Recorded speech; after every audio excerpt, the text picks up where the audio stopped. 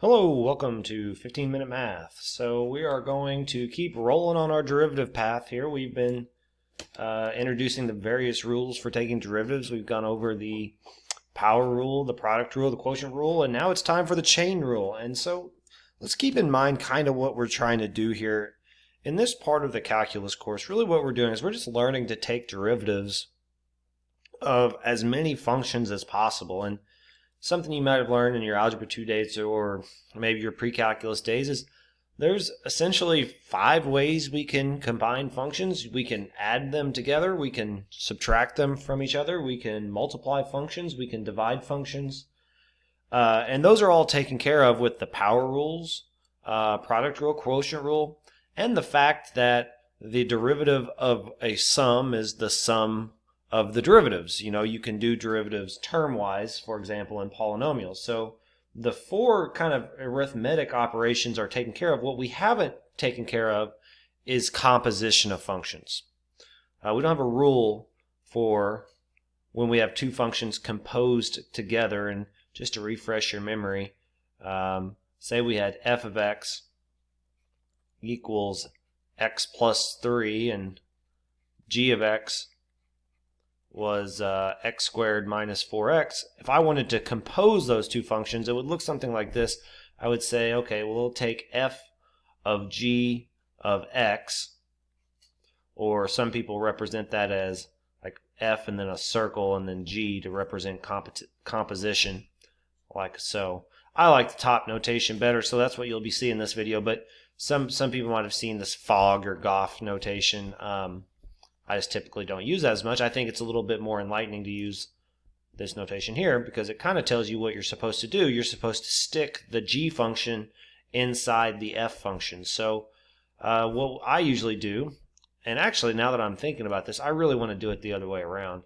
I want to go g of f of x. And so I actually want to put f inside of g. And so it kind of looks like this, where I write down my g function. I'm just going to leave some blanks where the x's are, and then inside of those blanks I put the f function. So in this case it's going to look something like this. And of course, now that I have a polynomial, or I guess more specifically a binomial being squared, I could square out that binomial. X squared plus 6x plus 9, distribute over here, minus 4x minus 12, and I end up getting x squared plus 2x minus 3, and there's g of f of x. And so that's how I do composition. I want to take the derivative of the composition of functions, perhaps without having to actually evaluate, or I should say simplify maybe the function itself. So maybe I don't want to go through the simplification process, but I still want to take the derivative. The chain rule gives us a way to do that, and you can see in black up there how we do that. So if I have a function, which we'll call h of x, that is a composition of 2 different functions, so in this case I have g of f of x, then the way I find the derivative is, I always think of these as like outer and inner functions. I take the derivative of the quote-unquote outer function, leave the inner function unchanged, and then I'll take the derivative of the inside function. I'll multiply those 2 together. And this is very notation-y. I'm sure it's not enlightening if this is the first time you've seen the chain rule, but we are going to do a few examples, and then we're going to look graphically why we have to do this for a composition of functions. So first of all, maybe we'll start with an example just to get our heads around what that definition actually means to do. So okay, let's say I like using a trig function here so I can really highlight the outer and the inner function. And so let's say I had, oh, I don't know. This is, yeah, we'll do this one. I like this one. We'll say the cosine squared of x. So this one is kind of, it's a composition in hiding.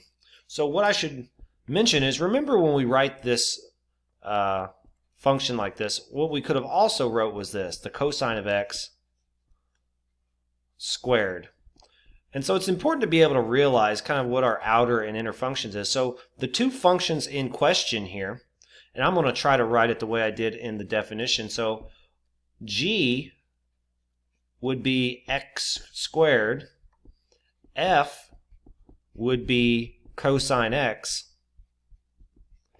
and h then is just g of f of x. Notice that I can create h by taking f, which is cosine, and putting it inside of the g function, and then I would get cosine squared. And so h of x is just g of f of x. So let's apply the chain rule to take the derivative of h of x. So I'm going to do it maybe over here. So h prime of x. This rule says take the derivative of the outer function. So I'm going to just pretend this was just like, for the time being, if this was just x squared, how would I take the derivative of that? Well, obviously I'd just use the power rule, and I'd have 2, x to the 1. Well, in this case, for a moment I was pretending that's an x, but really it's not an x. In reality, that's the cosine of x. So that's going to be 2 times cosine x to the 1. So that takes care of this part. I still need to do the f prime part, which is to say I need to take the derivative of the inner function. Well, the derivative of cosine is negative sine. And so maybe I should color code this a little better. I'm just going to make this black. There we go. And then so my derivative becomes just negative 2 cosine x sine x. I'm dropping the to the first power because obviously if it's to the first, we don't have to necessarily write it. So there we go. So there's an example of it. Let's maybe work one more example before we go over to Desmos and look at a graphical perspective. Okay, let's consider this function here, the square. Oh no, I need to give it a name. I was just jumping right into the rule. So it's going to be the square root of x squared minus 4x. And we're going to find h prime, of course. But first, again, I think it's going to help us out if we get in the habit of really identifying what's the outer function and what's the inner function. So the outer function, which we've been calling g, in this case is just the square root of x. F, which we've been calling the inner function, is x squared minus 4x. And so I can construct h of x by just having g of f of x. Again, just think about it. If I take f and I put it inside of g, I'll get exactly h. And so if I want to find the derivative of h, I can just apply the chain rule like I did before. So h prime of x. So remember, when I think about the chain rule, it's like you take the derivative of the outer function and then multiply that by the derivative of the inner function. So the derivative of the outer function would be, well, that's a square root function. So maybe we should rewrite this. I didn't do it at the time. Maybe I'm regretting that decision now. If I rewrite this, remember I can use a fractional exponent. So we can kind of rewrite it that way. And just like we did before, we'll just pretend this is like x to the 1/2. How would I take the derivative of that? Well, I'd just use the power rule. I'd have 1/2. And of course, I would write x, but in reality, that's not x. In reality, it's that f of x, x squared minus 4x. And then subtract 1 from 1/2 gives us negative 1/2. And now I'm going to take the derivative of the inside. So the derivative of the inside would be this function here, and I'm going to multiply that. So it's going to be 2x minus 4. Again, I'm just using the power rule. And then I'm just going to clean up a little bit. So it's going to be, 1/2 times 2x minus 4 is just x minus 2. So I kind of took care of those. The fact that this is a negative exponent means I'm going to bring it down in the denominator, and I'm going to get something like this. So there we go. That's how I would apply the chain rule to this function right here. And so now what I want to do is not just talk about the nuts and bolts and the mechanics of how to do the rule, but also why do we have to do the rule the way that we do it? Why can't I just take the derivative of each one and call it a day? Well, let's go over to Desmos and I'll show you why. So here's something that's called a dynagraph, and what it does is you can see I've got a slider for the input, and then you've got a function here that serves as the output. And let's take a look at what the function is. Right now, f of x, which is the red one, is just 2x. It's a very simple linear function. And so what this does is it tracks the corresponding output for a given input. For example, if I put in 2, well, my input jumps up to 2, and my output, or my f of a output, jumps up to 4. Because remember, it's 2x. It's just going to multiply our input by 2. If I put in 8, it goes up to 16. If I put in 12, it goes up to 24. Exactly what we would expect out of 2x. But what I like about dynagraphs is if I press play, we can just watch how this function flows over time. So watch if I press play, as the input increases, the output increases twice as fast. So we can really see these graphs develop not through space like in an x and y axis, but through time, right? Because everything's happening vertically on this line. To get a better feel perhaps of how these dynagraphs work, let's look at x cubed minus 16. This is what 16x. This is what the graph looks like in space. But let's go over to our dynagraph and let's type this in. And let's watch this thing develop in time, not through space. It's all going to happen on this vertical axis. I think I'm going to set this, let's set it to -5. And let's press play. And remember what the graph looks like. It's going to go up for a little bit, come on down, and then shoot back up to infinity. So we're going to play.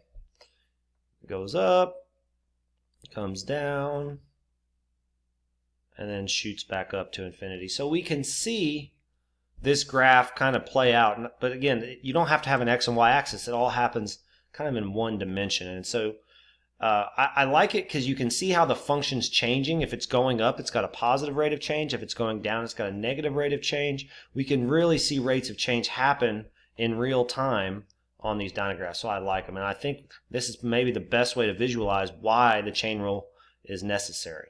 So I'm going to set up this dynagraph for our chain rule. And then we're going to jump back into watching some dynagraphs play out. Okay, so I've, as you can see, uploaded a few more functions onto my dynagraph here. So the first function, f, is 2x. The next one is just x squared. And then the third function here is h, which is a composition of the two functions. It's g of f of x, which is to say, let me come over to my whiteboard. Actually, I don't need to do that. I can do it right here on the screen. It's going to look something like this. If I have g of f of x, that's going to be, well, g is my outer function, so it's blank squared. It's going to be 2x squared. That's h of a. Okay, so we're going to keep that in mind as we play this. So I'm going to play it. We're going to watch it play out, and then we're going to maybe explain what's going on here. So notice how quickly h of a takes off, then g of a follows. And let's think about what's happening. F of a is still going twice as fast as our inputs. Now g of a, notice g of a takes off a little bit slowly, but then quickly increases. And then h of a increases as fast or faster than both of them. And the reason for this is, think about what's happening to get h of a. We're taking our inputs, and maybe I need to mark up our screen a little bit to really, there we go. H of x is 2x squared, and we're going to compare that to g of x, which is just x squared. We're going to compare that to f of x, which is just 2x. So when I plug a function into h, what's happening? Well, I'm taking an input, and the input goes into f first. So the input gets twice as big. And then once it gets twice as big, then it goes into h and it gets squared, right? We make our input twice as big and then we square it. That's really what, like if I wanted to verbally explain h of x, that's what I'm doing. Whereas when I go straight to g of x, I'm not making it twice as big. I'm just squaring the input itself. So hopefully it makes sense that h of a is going to take off a little bit quicker than g of a, and it's definitely going to be quicker than f of a, at least once we get past, I guess, a half, and those numbers become, the numbers that we square become bigger than 1. And so we need to use the chain rule, because not only does the outer function's rate of change affect, the speed at which this dynograph takes off, but the inner function would too. You can probably imagine if I would have 1/2 there, then I'd be having my inputs, and then h of a would not take off nearly as quick, and I'm already over time, so I can't demonstrate that, but hopefully you can imagine. So we need the chain rule because the inputs are being manipulated twice, once when we put them in towards our inner function, and then something comes out, and then also whenever we take that result and apply the outer function. So we need 2 derivatives for the chain rule, because really we do have 2 functions. We have an inner and an outer function.